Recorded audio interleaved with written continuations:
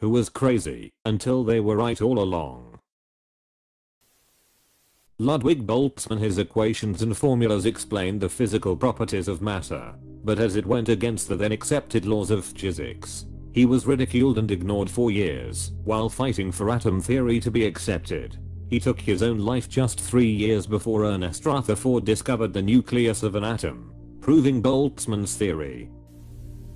Hemingway. Before he took his life, he became extremely paranoid. The FBI was following him. His wife and people around him just thought he was mentally ill and grew deeply concerned. Hemingway went as far as getting electrotherapy at a psychiatric hospital to try and help with the perceived delusions. Turns out the FBI had been following and bugging him for years according to declassified files. In comparison, there was a sci-fi writer, Philip K. Dick, who was convinced the FBI was monitoring him, so he kept sending demand letters that they release his file. His daughter was interviewed years after he passed. Extras on Scanner Darkly DVD. Ike, I heard you've actually seen your father's FBI file, and it is quite large. Yes, it's rather large, but the only thing in there are copies of his demand letters.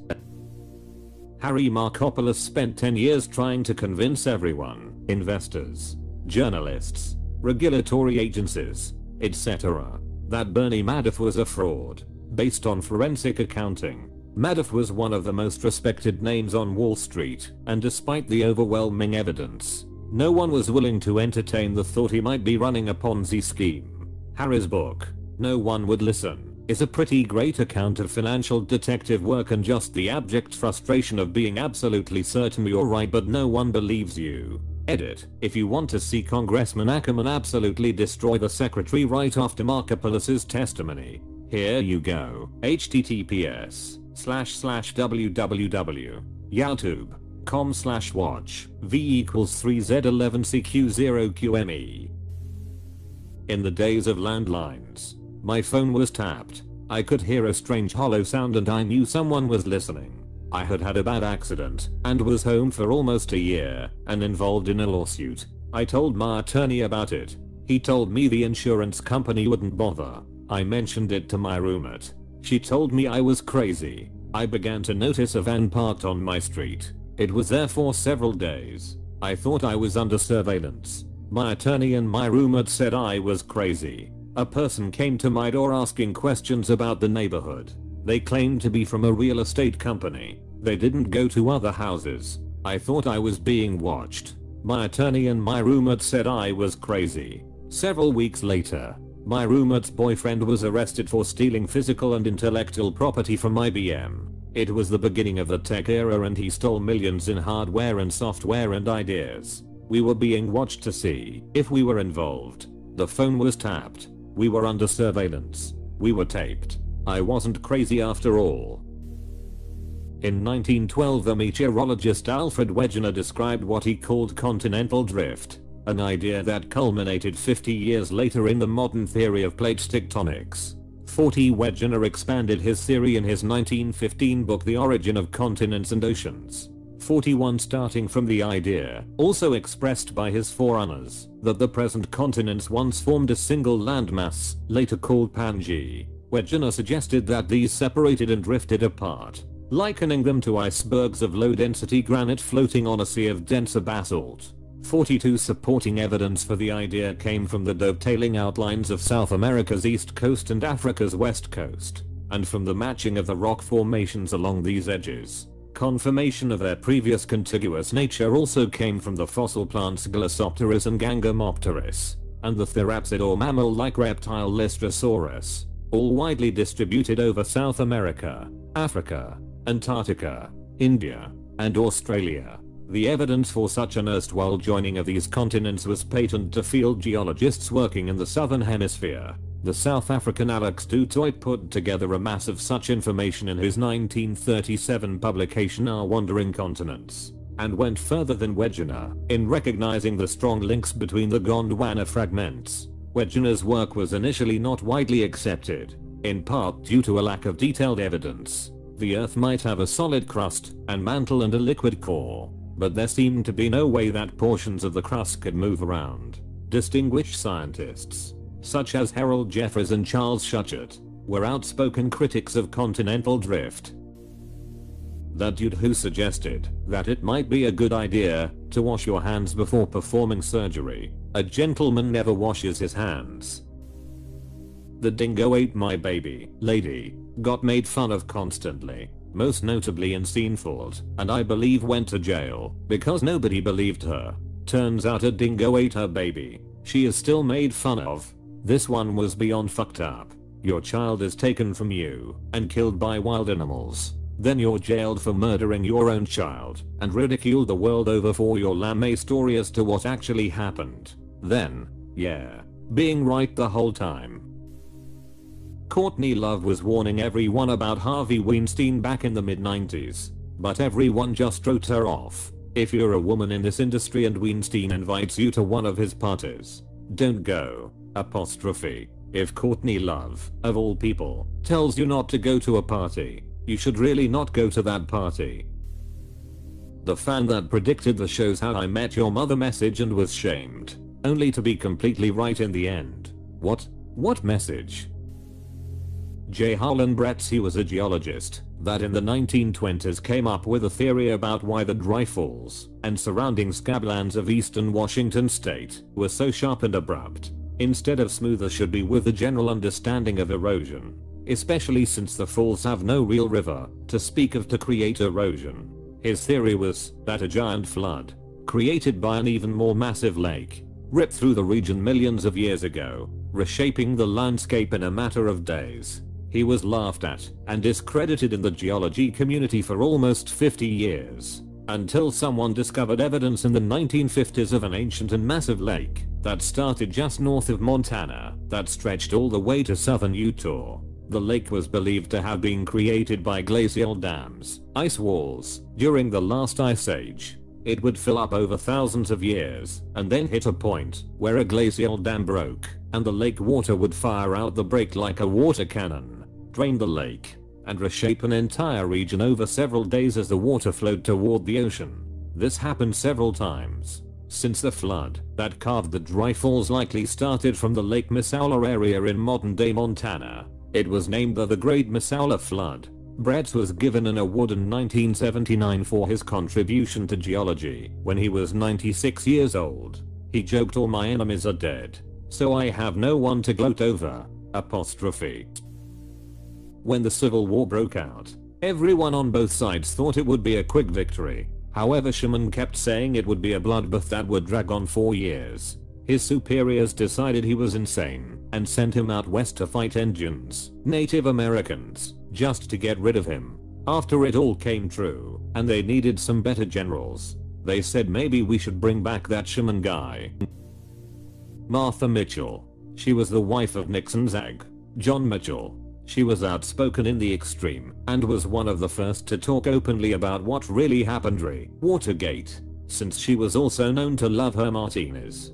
She was widely written off as a drunk, crazy woman. Behind the scenes, a White House doctor began heavily sedating her and her husband locked her away from the press. No one believed her until Nixon resigned and the story came out. To this day, most people only remember her as that loudmouth, Martha Mitchell. Jon Snow, yes, that's his name, was laughed at for believing that the multiple cholera outbreaks could be traced back to a specific source and that it was due to contaminated water, essentially making him one of the fathers of epidemiology. He has a fascinating life that went beyond that as well. The Radium Girls. When radium had just come to the US and was being marketed on dials for war and watches, girls used their lips to fix the paintbrushes to make their numbers and dials perfect. Eventually they started suffering horrible, painful experiences due to the radium. These girls fought for years to figure out A, what was wrong with them, B, who was responsible, and C, how they were going to pay their bills/support their families. It's a horrible injustice. These girls needed support and validation that they weren't crazy, that it was radium, and it took far too long and too many deaths for it to happen. When I was in Boy Scout camp we had this counselor named Don. He was kind of odd. He knew everything about trees and only really talked about trees. We had just gotten back from a hike that Don was on with us, and we were just sitting around talking, and he suddenly goes, you know, they're gonna let girls into Boy Scouts soon. We were all like, yeah okay Don. But sure enough, less than 3 years later, they did it. Michael Burry, the first guy to predict the 2008 housing market crash. He was a hedge fund manager for Scion Capital at the time and basically bet his entire fund's liquidity, all the money the fund had, that there would be a crash. No one believed him, except a few other people who also bet against the market. Several of his clients sued him for tying their money up in what they considered to be a foolish bet, all to have him be right in the end. He made his fund something like $1.3 billion and the value increased about 489%. The movie The Big Short is about him and the few other people who were wise enough to bet against the market at the time. I've watched the movie like 5 times in order to try to understand exactly what happened, but still don't fully get it. I recommend it to anyone who's interested. Fun fact, Michael Burry was also ahead of the curve in the recent GameStop surge. I think he had something like 1.2 million shares of GameStop months before the price shot up. Might need to fact check myself. Edit, spell check. The ex-husband of my ex-girlfriend. Turns out he wasn't the crazy one after all. He kept trying to tell me, and if I would have listened from the beginning I could have saved 4 years of my life. I'm so sorry man. There are always 2 sides of every story and unfortunately, sometimes we meet the liars first. Good riddance, and I hope the new space in your life is filled by someone much more deserving of your love and affection. Courtney Love in her quip about Weinstein. It's still wild to me that people will villainize someone while knowing damn well they are speaking the truth. The classic example, of course, is Cassandra. In Greek mythology she was cursed to know the future, but for no one to believe her when she told them. Johnny Rotten said in an interview that he knew Jimmy Savile was into all kinds of seediness. People dismissed it as typical Johnny Rotten anti-establishment talk, for which he is famous. As it turned out, he was right. Yeah, I know. Piers Morgan. https://www.youtube.com/watch v = v4oz9-jiag0. The people who discovered prions. All the other biologists thought they were crazy to suggest one protein could be an infectious agent. Nope, those biologists were wrong and Nobel Prizes were awarded. Me. About my now disowned cousin. He kept stealing things from me which my family felt was no big deal, but it escalated. It went from stealing candy, to my things, to cash. And after that I asked them how much longer they would support him and call me selfish for not sharing. The line was finally crossed when he stole our grandmother's credit cards and her car. She finally wrote him off. This was after he had stolen all of her jewelry, including the last present, anniversary ring, my grandfather was ever to give her.